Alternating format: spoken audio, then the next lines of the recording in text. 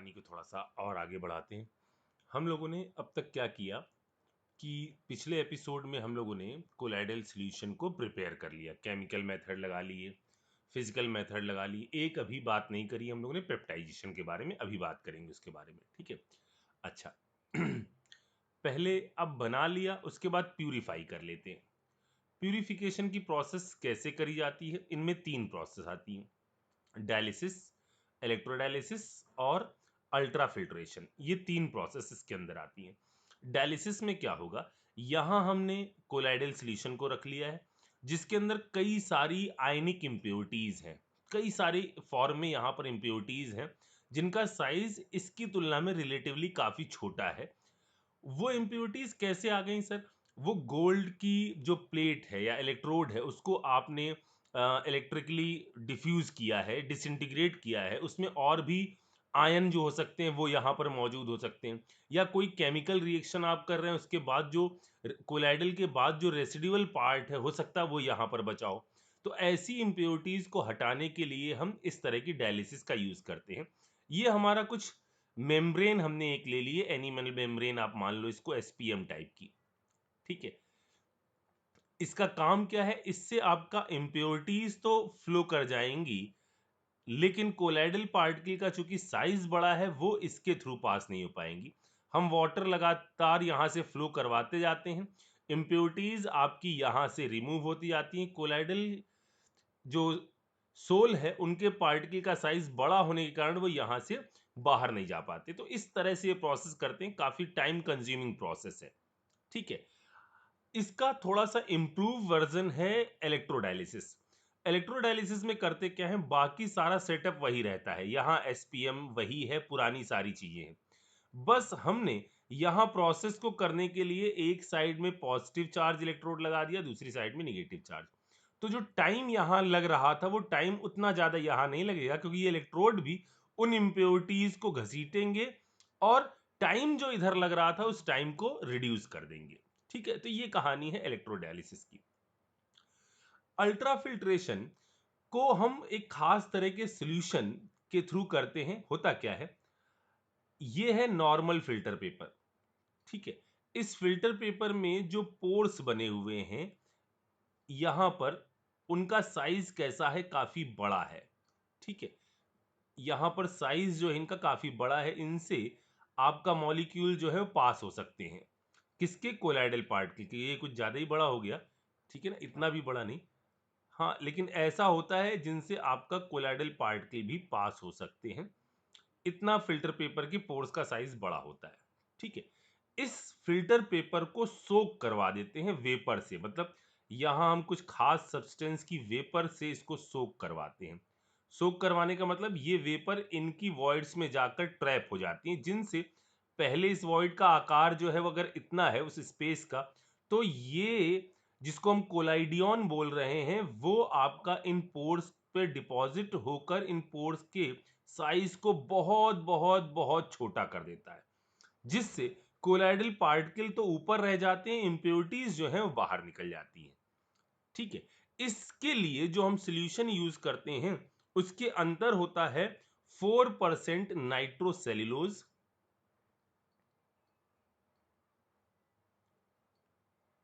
ठीक है, और अल्कोहल और ईथर का कॉम्बिनेशन, ठीक है। इसकी वेपर से सोक कराते हैं जिससे इनके पोर्स का साइज छोटा हो जाता है। इस सोकिंग के कारण ये फिल्टर पेपर हल्का सा मुलायम हो जाता है। तो इस मुलायम जो फिल्टर पेपर है इसको हम इस पे हल्की हल्की लेयर चढ़ा देते हैं फॉर्मेल्डिहाइड की। ये फॉर्मेल्डिहाइड की इस तरह से लेयर चढ़ाने से कलफ हो जाता है, मतलब ये फिल्टर पेपर थोड़ा सा हार्ड हो जाता है। ये है वो सॉल्यूशन जिसको हम बोल रहे हैं कोलाइडियन, ठीक। तो ये 3 मेथड हैं जिनसे हम प्यूरिफिकेशन कर लेते हैं अपने कोलाइडल सॉल्यूशन का, ठीक है। अच्छा, अब जब हमने इसको प्यूरिफाई कर लिया, अब बात आती है, अब हम इसकी प्रॉपर्टी पढ़ लें, बिल्कुल प्योर सा हमारे सामने आ गया है। अब हम बात करते हैं इसकी प्रॉपर्टी के बारे में। सबसे पहली प्रॉपर्टी, इस कोलाइडल सॉल्यूशन की फिजिकल प्रॉपर्टी।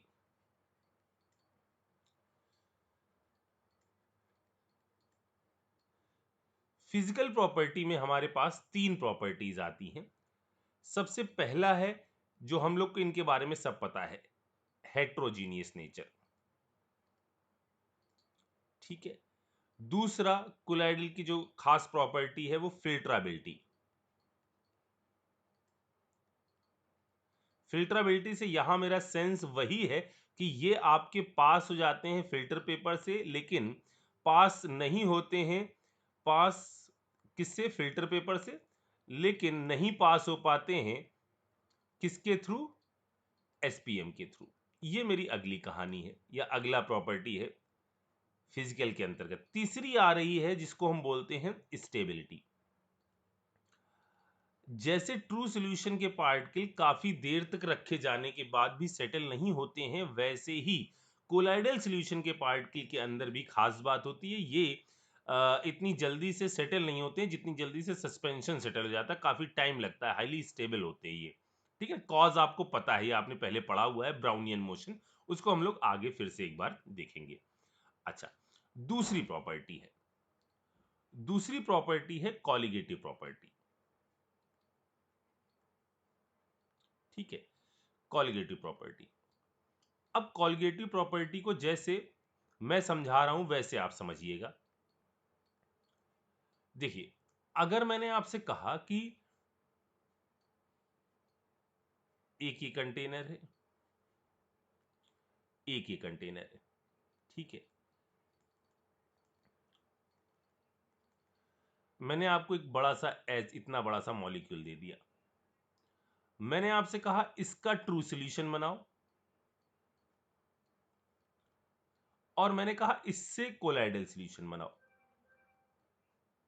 ठीक है।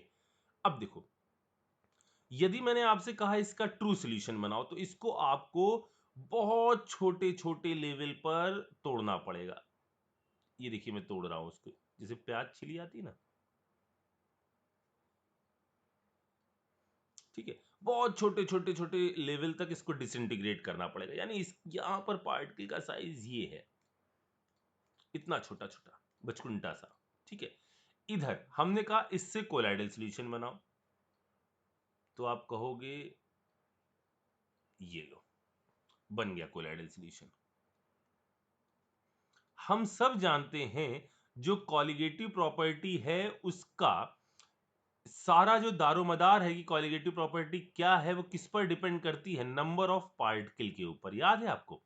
नंबर ऑफ पार्टिकल के ऊपर चीजें डिपेंड करती हैं। मतलब ट्रू सॉल्यूशन के अंदर कॉलिगेटिव प्रॉपर्टीज की वैल्यू, चाहे वो एलिवेशन इन बॉइलिंग पॉइंट हो, डिप्रेशन इन फ्रीजिंग पॉइंट हो, ऑस्मोटिक प्रेशर हो, relative lowering in vapour pressure हो, ये सब वैल्यू ट्रू सॉल्यूशन के लिए ज्यादा होंगी, कोलाइडल सॉल्यूशन के लिए ये वैल्यूज कम होंगी। ये वाली बात समझ में आ गई? ठीक है। तो ये दूसरी प्रॉपर्टी है। अब तीसरी प्रॉपर्टी आ रही। तीसरी प्रॉपर्टी है हमारी ऑप्टिकल प्रॉपर्टी। ठीक है। Optical property third.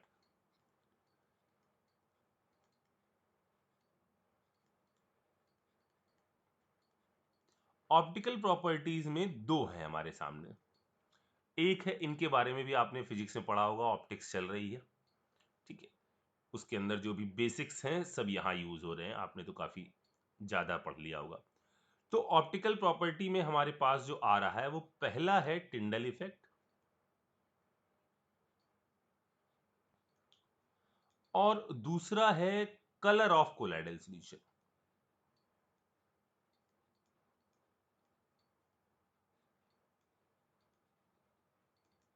ठीक है। अच्छा, अब पहले एक एक करके बात करते हैं। सबसे पहले हम बात करते हैं टिंडल इफेक्ट की। ठीक है।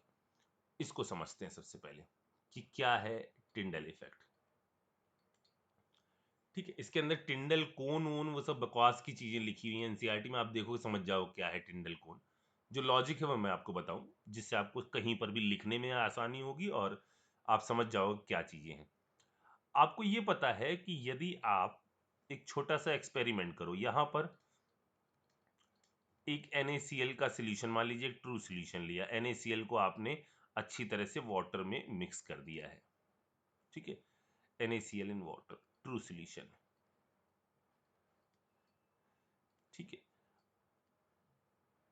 अब एक काम करो, यहां पर आपके पास वो जो होती है लेजर लाइट नहीं आती थी, वो लेजर लाइट यहां से आप डालो। ठीक है, ये लेजर लाइट यहां से पास होगी आपकी, और आपको बस स्पॉट यहां पर दिखाई देगा। मतलब यहां आपको कुछ नहीं दिखाई देगा, ये तो बस यहां एक लाइट का स्पॉट दिखेगा, एक लाइट का स्पॉट यहां दिखेगा, ऐसा। बीच में इसका पाथ जो है ना, इस लाइट का पाथ, वो विजुलाइज नहीं होगा आपको। ठीक है, लेकिन यही एक काम करो, इसी सॉल्यूशन में आप घर पे कर सकते हो इस चीज को। इसी सॉल्यूशन में अब आप एक काम करना, थोड़ा सा मिल्क मिला देना, या पानी लेकर उसके अंदर दूध मिला देना। ठीक है, अब फिर वही काम करना, यहां से लेजर लाइट पास करना। अब आप देखोगे कि आपको यहां पर इस लाइट का जो पाथ है ना, वो पूरा विजुलाइज होगा। ठीक, ये है आपका क्या, कोलियॉइडल सॉल्यूशन। तो हुआ क्या, हुआ ये कि यहां पर जो पार्टिकल का साइज है वो इतना बड़ा है कि इससे जब रेडिएशन आकर टकराएगा तो ये लाइट जो है स्कैटर कर रही है, जिससे हमको इसका पाथ जो है वो विजुलाइज हो रहा है। ठीक है ना, ये लाइट आपका चारों डायरेक्शन में स्कैटर कर रही है, जिससे आप कहीं पर भी खड़े होकर इसके पाथ को क्या कर सकते हैं, विजुलाइज कर सकते हैं। लेकिन इनके पार्टिकल का साइज इतना छोटा है कि यहां से लाइट की स्कैटरिंग हो ही नहीं पा रही है। समझ में आ रही है मेरी बात? तो आप इस लाइट को कहीं से भी, इधर से आप अल्ट्रा माइक्रोस्कोप लगाकर इन चीजों को आप यहां से विजुलाइज कर सकते हो कि क्या है कलर, क्या चीजें हैं। यहां से आपको चीजें पता चल जाएंगी। ठीक है, अच्छा, एक छोटी सी बात यहां ये समझ में आई कि यहां पर ये स्कैटरिंग हो इस कारण से रही है क्योंकि इसके पार्टिकल का साइज कैसा है, बड़ा है। ठीक है, अब इस स्कैटरिंग के होने की या टिंडल इफेक्ट शो करने की पहली कंडीशन हम यहां से ये लिख सकते हैं कि देखो, अगर पार्टिकल का साइज बहुत बहुत बहुत छोटा हुआ, बहुत छोटा हुआ, तो कोई भी वेवलेंथ ऐसी नहीं है जो इस इतना छोटा है कि इस पर कोई चीज टकरा ही नहीं पा रही है। ठीक है, यहां इसलिए है क्योंकि पार्टिकल का साइज इस पार्टिकल को देखने के लिए जिस इंटेंसिटी के लैम्डा की रिक्वायरमेंट है, वो लैम्डा हमारे पास मौजूद है, जो इस पर टकराएगा और लाइट जो है वो स्कैटर करेगी। ठीक है, तो पहला लॉजिक ये निकल के आ रहा है, वो ये निकल के आ रहा है कि साइज ऑफ कोलाइडल पार्टिकल और लैम्डा जो है वो कंपरेबल होना चाहिए। मतलब यदि आपका लैम्डा या पार्टिकल साइज छोटा है, तो आपको उसको देखने के लिए हाई इंटेंसिटी के वेवलेंथ की रिक्वायरमेंट होगी, या हाई इंटेंसिटी के लाइट की रिक्वायरमेंट होगी। हाई इंटेंसिटी के लाइट का मतलब लैम्डा कैसा होगा, छोटा, उसकी एनर्जी कैसी होनी चाहिए, ज्यादा। अगर आपको छोटा पार्टिकल देखना है, बड़ा पार्टिकल देखना है तो आप बड़ा लैम्डा यूज कर लीजिए। तो पहली कहानी जो है वो ये है कि टिंडल इफेक्ट शो करने के लिए वेवलेंथ,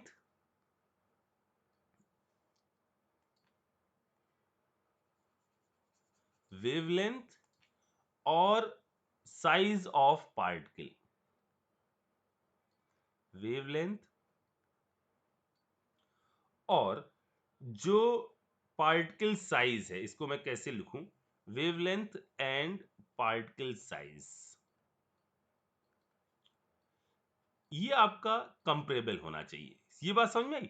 छोटा वाला देखने के लिए आपको छोटे लैम्डा की रिक्वायरमेंट है, और थोड़ा आपका बड़ा पार्टिकल हो, यानी क्योंकि रेंज जो है वो 1 नैनोमीटर से 1000 नैनोमीटर के बीच में। तो पहली जो कहानी है वो ये है। ठीक है, दूसरा टिंडल इफेक्ट शो करने का जो लॉजिक है वो क्या है, वो ये है। वो मैं बताऊं उससे पहले मैं अभी एक आपको जादू बताता हूं। एक जादू मैंने देखा था कुछ दिन पहले।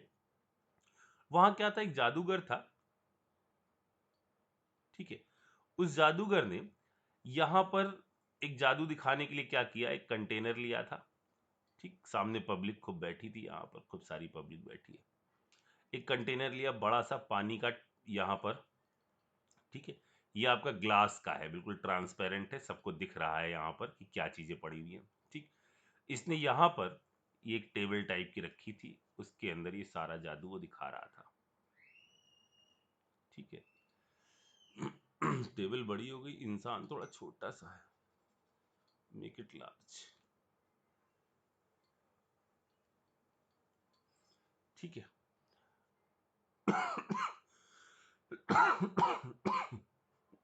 इसने क्या जादू दिखाया, इसने यहां पर एक कांच का ग्लास रखा था, ठीक है, यहां पानी भरा हुआ है, ये आया, इसने यहां पर इस कांच के ग्लास को बिल्कुल छोटे छोटे छोटे छोटे पीसेस में तोड़ दिया, इस मेज पर पटका और बिल्कुल छोटे छोटे पीसेस में तोड़ दिया, और इस सारे पीसेस को उठाकर इसने इस कंटेनर के अंदर डाल दिया, इन सारे पीसेस को कंटेनर के अंदर डाल दिया, ठीक है। फिर इसने क्या किया कि बिल्कुल अगड़म बगड़म तगड़म जो भी करना था वो किया, और यहां पर थोड़ी देर बाद उसने इस कंटेनर से थोड़ी देर बाद उसने इस कंटेनर से साबुत ग्लास वापस निकालकर यहां पर रख दिया। अब भाई साहब, तालियों की गड़गड़ाहट, ठीक है। अब यहां पर इसके पीछे का जो लॉजिक है वो मैं एक्सप्लेन कर रहा हूं, इसको जरा देखिएगा। वास्तव में इस जादूगर ने यहां पर जो सब्सटेंस रखा हुआ है, ये सब्सटेंस जो है उसने वाटर नहीं रखा हुआ है, इसने रखा हुआ है ग्लिसरीन।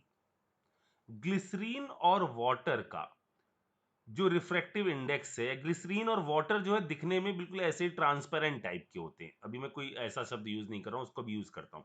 ग्लिसरीन और वाटर जो है, या ऐसे करता हूं, एक सेकेंड मैं इसको ऐसे समझाता हूं आपको, इधर सारा गुचुर पुचुर हो जाएगा, इसको मैं थोड़ा सा ऐसे कहता हूं। देखो यहां है क्या, इस जगह पर इस जादूगर ने यहां पर किया क्या है, वास्तव में यहां पर इसने इस कंटेनर के अंदर ग्लिसरीन रखा है। ये जो ग्लिसरीन है, ये और वाटर बिल्कुल ट्रांसपेरेंट होते हैं, बिल्कुल एक जैसे, मतलब आप ऐसे देख के कह नहीं पाओगे कि यहां ग्लिसरीन है या क्या रखा हुआ है। और एक खास बात है, ग्लिसरीन और ग्लास,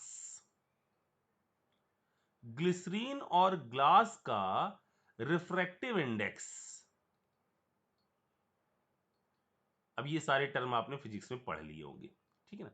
ग्लिसरीन और ग्लास का जो रिफ्रैक्टिव इंडेक्स है वो बिल्कुल सेम है, ठीक है ना, इसमें कोई अंतर नहीं है। मतलब इसका मतलब क्या है, रिफ्रैक्टिव इंडेक्स का मतलब क्या है कि इसको आप इस तरह से कर सकते हो, लाइट को रिफ्लेक्ट करने की जो पॉसिबिलिटी है वो दोनों केस में सेम टाइप की है। तो आप ग्लास को ग्लिसरीन के अंदर ऑब्जर्व नहीं कर पाओगे। सर इसको थोड़ा सा और एक्सप्लेन कर दीजिए। एक काला आदमी एक काले कमरे में काले कपड़े पहने हुए बैठा हुआ है, क्या आप विजुलाइज कर पाओगे कि वहां पर कोई काला आदमी बैठा हुआ है, वो हंसे ना अगर, ठीक है ना।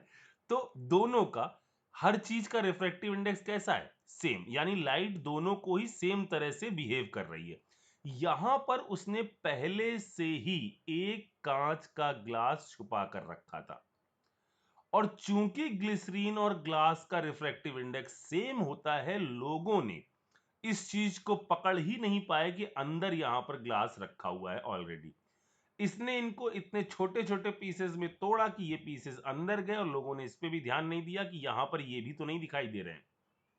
समझ में आई मेरी बात। और बाद में अंदर पड़ा हुआ वो साबुत ग्लास इसने उठाकर बाहर रख दिया, ठीक। यानी अब मैं यहां पर लगाता हूं अगला कंडीशन टिंडल इफेक्ट शो करने की। टिंडल इफेक्ट शो करने की अगली कंडीशन है, ये पहली कंडीशन थी बच्चों, ठीक है, ये फर्स्ट कंडीशन थी। अगली कंडीशन है कि रिफ्रैक्टिव इंडेक्स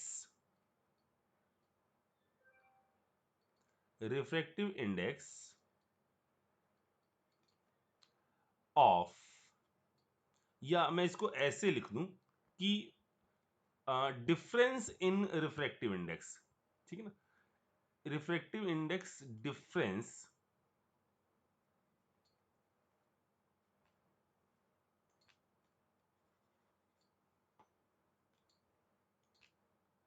डिफरेंस लार्ज होना चाहिए। किसके बीच में? डीपी और डीएम के बीच में। यानी पार्टिकल आपका तभी ऑब्जर्व होगा जब आपका वो ऐसा ना हो जाए कि मीडियम के साथ ऐसा मिक्स हो गया कि दोनों का ही रिफ्रैक्टिव इंडेक्स सेम हो गया। जैसे आप ये सोच लो कि ये ग्लास और ग्लिसरीन का रिफ्रैक्टिव इंडेक्स, टूटा हुआ ग्लास था ना, इसका और इस ग्लिसरीन का रिफ्रैक्टिव इंडेक्स सेम है, तो ये ग्लास आपको दिखाई नहीं देगा। इस ग्लास का और इस ग्लिसरीन का रिफ्रैक्टिव इंडेक्स सेम है, तो यहां पर दिखाई नहीं देगा। तो अगली जो बात है वो कंडीशन है कि रिफ्रैक्टिव इंडेक्स डीपी और डीएम का लार्ज होना चाहिए। और टिंडल इफेक्ट शो करने की पहली कंडीशन जो है वो आपकी है कि आपका पार्टिकल साइज और वेवलेंथ कंपेरेबल होनी चाहिए। ठीक है। अच्छा, यहां पर अब मैं एक नोट लिखता हूं। ये नोट है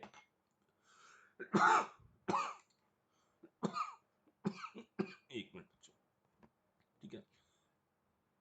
यहां पर मैं एक नोट लिखता हूं, ठीक है। नोट ये है कि इन केस ऑफ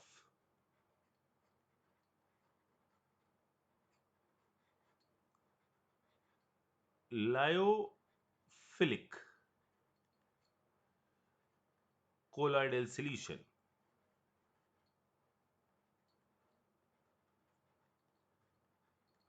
नो और very very less Tyndall effect observe.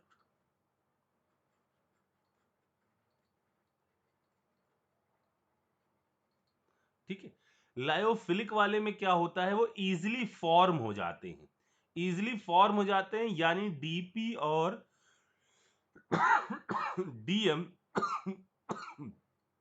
के बीच में एक तरह से अंतर कर पाना, लिक्विड लविंग होते हैं ना, अंतर कर पाना फिलिक वाले में बहुत मुश्किल होता है। इसलिए यहां पर या तो टिंडल इफेक्ट ऑब्जर्व ही नहीं होता है या बहुत बहुत बहुत बहुत कम ऑब्जर्व होता है। ठीक है ना।